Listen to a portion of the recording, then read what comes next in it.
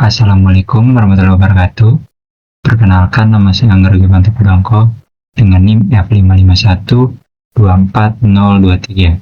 Pada kesempatan kali ini, kami dari kelompok 5 akan membahas tentang kebocoran data PDN atau Pusat Data Nasional. Sebelum itu, izinkan saya memperkenalkan kelompok saya. Yang pertama itu ada Herul Ilman, Catherine Aurelia, Muhammad Farhan Tahir, Dirli Putra, dan saya sendiri Angga Rugimanto Pudongko. Langsung saja ke pembahasannya. Baik, di sini saya akan menjelaskan sedikit ringkasan kasus yang terjadi pada Pusat Data Nasional. Nah, kasus ini terjadi pada pertengahan tahun 2024, tempatnya pada tanggal 20 Juni, di mana PDN ini mendapat serangan dari kejahatan cyber, di mana berupa serangan malware tipe ransomware, dan setelah diidentifikasi adanya varian dari kelompok ransomware Lockbit, yaitu Brainkeeper. Nah, serangan ini menargetkan infrastruktur pusat data yang berfungsi sebagai penyimpanan dan layanan sistem pemerintahan berbasis elektronik atau SPPE. Nah, dalam skenario penyerangan ini, penyerang memanfaatkan kerentanan pada sistem keamanan server serta kelemahan dalam pengelolaan keamanan infrastruktur. Nah, sehingga penyerang ini dapat memperoleh akses jaringan ke PDN dan menyebarkan malware ransomware yang dia tanam. Nah, tujuannya dia menyebarkan malware ini untuk dapat mengenkripsi data pada server. Nah, adapun akibatnya, sistem ini tidak dapat diakses oleh pengguna yang sah dan berbagai layanan digital pemerintah mengalami gangguan operasional. Untuk pembahasan lebih lanjutnya, saya serahkan kepada teman saya. Baik, sebelumnya perkenalkan, nama saya Dirli Putra dengan NIM F551-24022. Jadi di sini saya akan menjelaskan tentang klasifikasi ancaman cyber. Langsung saja untuk poin pertama itu jenis ancaman yang terjadi. Nah, dalam kasus serangan terhadap PDN ini, itu jenis ancaman yang terjadi itu adalah dikategorikan sebagai ransomware. Nah, di mana ransomware ini merupakan jenis malware yang bekerja dengan cara menginskripsi atau mengunci data korban sehingga data tersebut tidak dapat diakses oleh yang punya. Nah, setelah itu pelaku ini bisa meminta semacam tebusan agar dia itu bisa membukakan kembali deskripsi dari data-datanya itu. Nah, dalam serangan ini itu terjadinya tidak secara tiba-tiba. Sebelum ransomware dijalankan, pelaku terlebih dahulu mengeksploitasi kerentanan sistem. Nah, kerentanan tersebut itu bisa berupa celah yang ada pada server, sistem operasi, konfigurasi yang lemah, hingga virtualisasi seperti VMware. Nah, untuk bagian kedua ini ada attack, passive attack, dan active attack. Nah, di mana untuk kategorinya sendiri ini itu termasuk dalam kategori active attack. Nah, karena kita bisa lihat bahwasannya ini hacker yang membobol sistem ini itu dia tidak hanya masuk ke dalam sistemnya, melainkan mengacak-ngacak atau bahkan memodifikasi data yang ada. Nah, sedangkan kalau passive attack sendiri itu dia hanya melakukan pemantauan saja, jadi dia tidak ada mengotak-ngatik data yang ada di dalamnya. Oke, lanjut ke bagian ketiga, itu inside attack versus outside attack. Nah, untuk dalam kasus ini sendiri itu sebenarnya ini merupakan kombinasi dari inside attack ataupun outside attack. Namun yang paling jelas di sini itu dia menggunakan outside attack, yang dimana hacker yang tadi itu merupakan orang yang menyerang dari luar sistem, yang dimana dia ini itu tidak ada terikatan sama sekali dengan sistemnya. Sedangkan ada dugaan bahwasannya ada indikasi dukungan bahwa ada serangan dari dalam juga, itu dari orang-orang yang membocorkan atau membuka celah lah untuk si orang yang ada di luar tadi untuk masuk. Nah, kemudian ada yang terakhir itu sifat ancamannya. Nah, jika diklasifikasikan berdasarkan sifat ancaman, maka serangan terhadap PDN ini paling dominan itu bersifat destruktif. Ancaman destruktif ini itu ancaman yang bertujuan untuk mengganggu atau melumpuhkan operasional sistem, sehingga layanan itu jadi tidak dapat berjalan sebagaimana mestinya. Nah, ini ketika ransomware mengenskripsi data, aplikasi tidak dapat membaca database sehingga server itu tidak mampu memproses permintaan dan sistem layanan publik itu menjadi tidak berfungsi. Nah, ini secara teknis itu merupakan serangan terhadap aspek availability dalam prinsip CAI. Oke, karena dia itu menyerang ketersediaan layanan, maka bisa dikatakan bahwa dia ini adalah sifat ancaman bersifat destruktif. Nah, oke, itu saja penjelasan tentang klasifikasi ancaman cyber dari saya. Untuk selanjutnya akan saya serahkan kepada teman saya.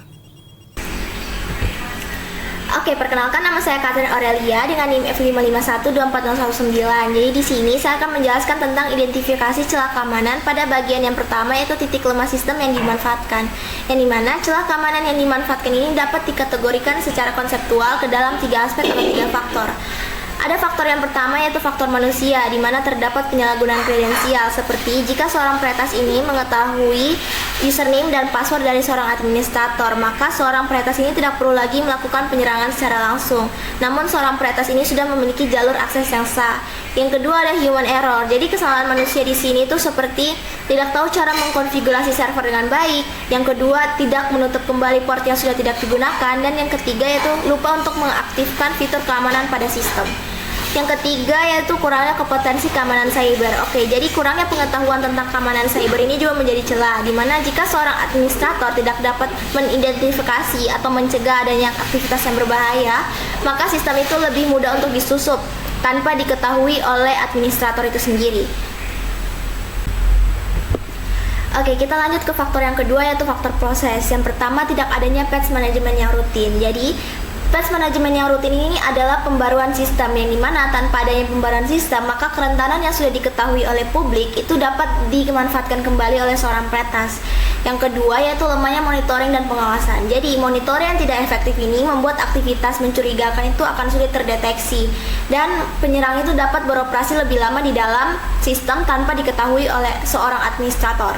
Yang ketiga yaitu tidak tersedianya sistem backup yang memadai. Jadi tanpa adanya backup data, sebuah organisasi ini akan kesulitan untuk memulihkan data apabila terjadi peretasan, apalagi jika terjadi serangan seperti serangan ransomware.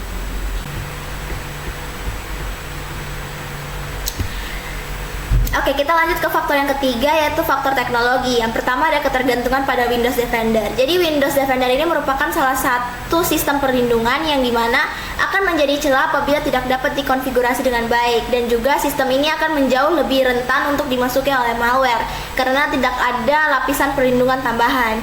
Yang kedua ada serangan ransomware seperti Lockbit atau Brainsweeper, yang dimana serangan ini dapat menginskripsi data dari korban sehingga data tersebut tidak dapat untuk diakses. Yang ketiga ada aktivitas ilegal peretas. Jadi umumnya seorang peretas ini akan menggunakan phishing atau malware yang kemudian dikirim dalam bentuk soft file atau link berbahaya. Lalu malware ini kemudian akan masuk ke dalam jaringan. Yang keempat ada sistem operasi server yang tidak aman. Jadi sistem ini akan menjadi tidak aman apabila sistem ini tidak terjadi atau tidak memiliki pembaruan, yang dimana tanpa adanya update keamanan, sistem ini akan jauh lebih rentan untuk dieksploitasi. Oke, sekarang kita lanjut ke pembahasan yang kedua, yaitu korelasi celah keamanan dengan attack surface. Jadi seperti yang sudah saya bilang sebelumnya, bahwa ada 3 aspek atau 3 faktor yang menjadi celah keamanan yang kemudian dimanfaatkan oleh seorang peretas. Faktor yang pertama yaitu faktor manusia, yang dimana seperti kredensial yang bocor atau terjadi kesalahan daripada manusia itu sendiri, yang dimana faktor manusia ini sebagai titik awal masuk bagi seorang penyerang, yang kemudian dilanjutkan oleh faktor proses, dimana jika monitoring ini tidak berjalan dengan baik, maka kerentanan yang ada itu akan tetap terbuka dan dapat dimanfaatkan kembali oleh seorang peretas. Lalu dilanjutkan pula dengan kelemahan pada teknologi, yang dimana Sistem yang tidak diperbarui atau layanan jaringan yang terbuka ini dapat memberikan jalur teknis bagi penyerang untuk masuk dan menyebarkan serangan. Dengan demikian, semakin banyak celah yang terdapat pada ketiga aspek ini, maka semakin luas pula attack surface yang dimiliki dari sistem, yang dimana meningkatkan kemungkinan terjadinya serangan cyber. Oke, mungkin sekian saja dari saya. Untuk materi selanjutnya akan dijelaskan oleh rekan saya. Perkenalkan, nama saya Muhammad Farhan Aftair dengan NIM F5124021. Di sini saya akan melanjutkan untuk pembahasan tentang teknis eksploitasi yang digunakan penyerang untuk menyerang PDNS tersebut. Nah, ada beberapa tahap yang dilakukan. Yang pertama itu akses awal ke sistem. Penyerang ini itu menggunakan ransomware, yaitu Brandkeeper ransomware. Nah, Brandkeeper ini itu memperoleh akses awal dengan mengeksploitasi celah keamanan yang ada pada layanan yang terhubung ke internet ataupun juga menggunakan kredensial administrator yang bocor. Nah, pada kasus PDNS ini itu celah keamanan yang ditemukan itu ada pada cloud computing VMware, yang dimana VMware ini itu digunakan untuk memanajemen sebuah server. Nah, kerentanan pada server manajemen itulah yang dimanfaatkan untuk menjalankan perintah jarak jauh sehingga kode berbahaya dapat dieksekusi pada server yang ditargetkan. Yang kedua yaitu penguasaan dan peningkatan hak akses. Nah, setelah penyerang berhasil masuk ke sistem, ransomware itu meningkatkan hak akses hingga ke tingkat administrator.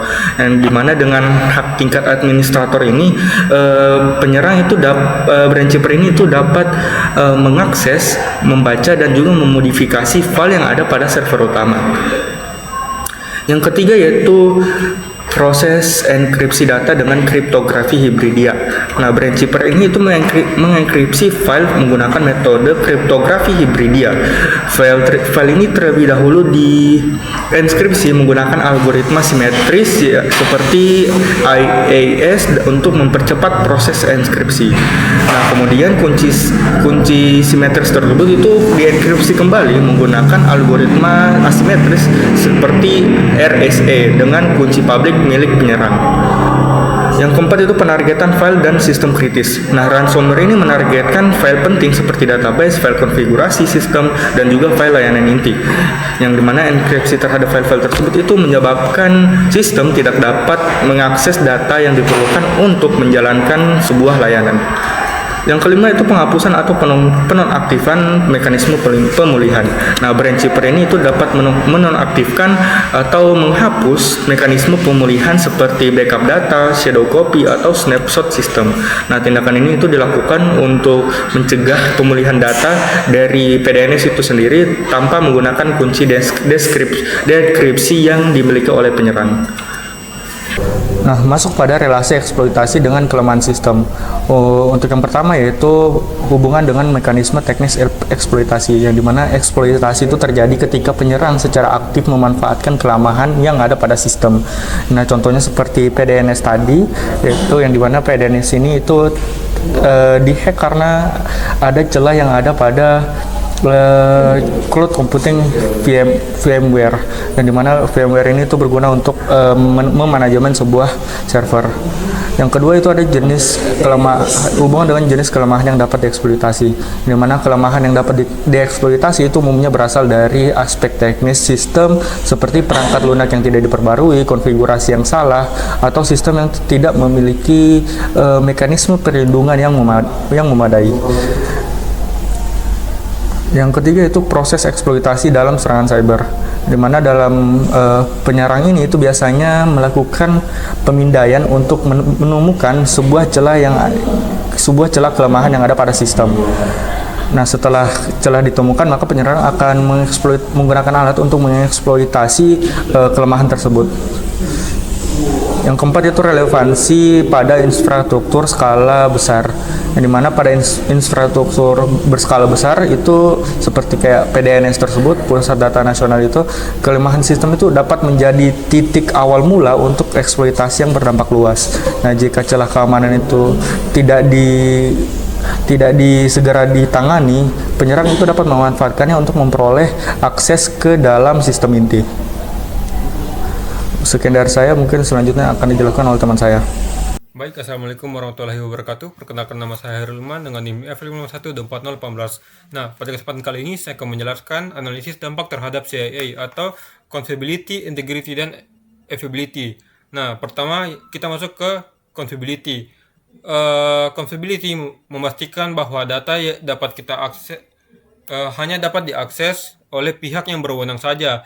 Dalam sistem pemerintahan digital seperti Pusat Data Nasional atau PDN, berbagai data penting seperti data administrasi, data layanan publik, dan informasi strategis negara disimpan sehingga kersanya itu harus dijaga dengan baik. Nah, langsung masuk ke poinnya. Yang pertama ialah potensi kebocoran data instansi pemerintah dan layanan publik. Serangan ransomware dapat membuka kemungkinan adanya akses tidak sah ke sistem pemerintahan, sehingga berpotensi menyebabkan kebocoran data instansi maupun layanan publik. Nah, poin kedua ialah risiko pemanfaatan data untuk penipuan, pemerasan, dan rekayasa sosial.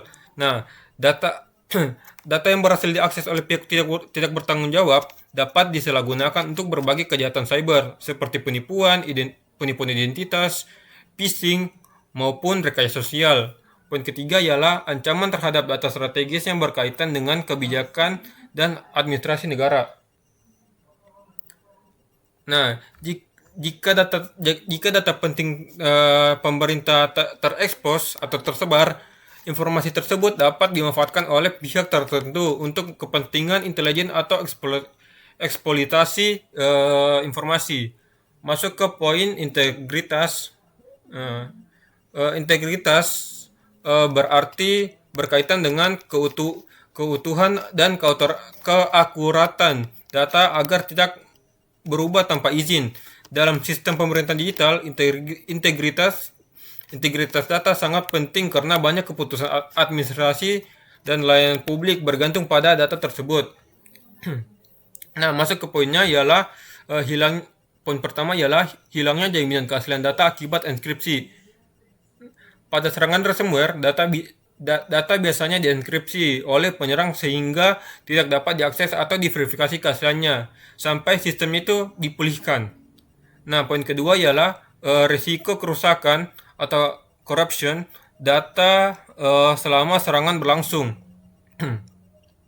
Selama proses serangan berlangsung, terdapat kemungkinan terjadinya kerusakan data atau data corruption yang dapat menyebabkan sebagian informasi tidak dapat dipulihkan secara sempurna. Nah, poin ketiga ialah ketidakpastian validasi data pasca proses pemulihan. Nah, setelah sistem dipulihkan, sering muncul keraguan apakah data yang tersimpan masih sama atau valid seperti sebelum insiden terjadi. Masuk ke poin ketiga ialah availability. Availability memastikan bahwa sistem dan layanan dapat diakses oleh pengguna yang sah saja. Dalam pemerintahan digital, ketersediaan ini sangat penting karena banyak layanan publik bergantung pada infrastruktur pusat data. Nah, masuk pada poin availability. Yang pertama ialah gangguan layanan lintas pemerintahan. Serangan ransomware pada PDN dapat mengganggu integrasi sistem antar kementerian dan lembaga yang saling terhubung melalui satu infrastruktur pusat data. Nah, poin keduanya ialah terhentinya proses administrasi pemerintah digital. Gangguan pada sistem pusat data menyebabkan berbagai proses administrasi pemerintah berbasis digital tidak dapat berjalan secara normal. Nah, yang ketiga ialah hambatan pelayanan publik kepada masyarakat. Ketika sistem digital pemerintahan mengalami gangguan, masyarakat tidak dapat mengakses layanan publik secara online, sehingga pelayanan menjadi terhambat sementara waktu. Sekian dari kelompok kami, terima kasih.